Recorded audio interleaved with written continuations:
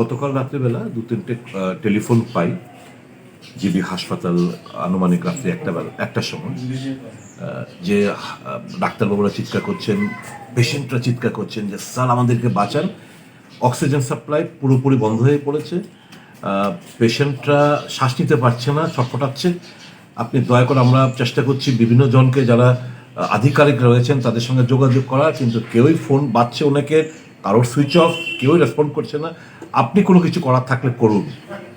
এই ফোনটা পেয়ে আমিও, মানুষ মারা যাবে এরকম মৃত্যুর মিছিল সংগঠিত হয়ে পরের দিন,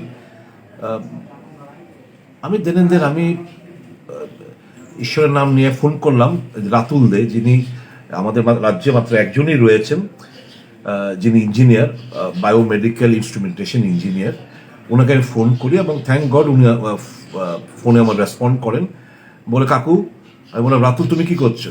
এই তো খেয়ে দিয়ে শুয়েছি, তুমি ড্রেস পরে শীঘ্রই চলে এসো, জিবি হাসপাতালে যেতে হবে। ওখানে খবর হচ্ছে এই যে অক্সিজেন সাপ্লাই পুরোপুরি বন্ধ হয়ে পড়েছে, মানে যারা হাসপাতালে ভর্তি অক্সিজেন পাচ্ছে না, খুব কষ্ট পাচ্ছে এরা।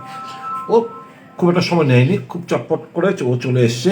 আমরা দুজন একসাথে যাই জিবি হাসপাতালে, তারপর গিয়ে দেখি যে মিটারগুলোতে 000 এরকম রিডিং আসছে।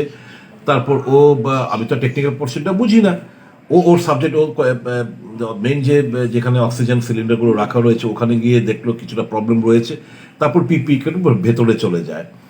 ভেতরে চলে যাওয়ার পর থ্যাংক গড সে আধ ঘন্টার মধ্যে সে তার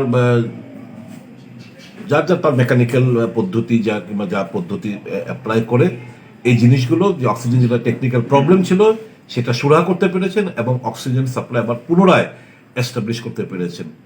তো আমি আনুমানিক 2-2:30 অব্দি ছিলাম, তারপর ও আরও কিছুটা সময় ছিল, কারণ ও আবার না নষ্ট হয়ে পড়ে, একটু ওয়েট করে মানে দেখতে চাইছিল। তো আমাকে বললো কাকু আপনি চলে যান, আর এটা হয়ে গেছে, আমি আরও কিছুক্ষণ থেকে আমি চলে আসবো। আমি ধন্যবাদ জানাবো রাতুল দেখে, যে কাল রাত্রে ওনার প্রচেষ্টায় এই অক্সিজেন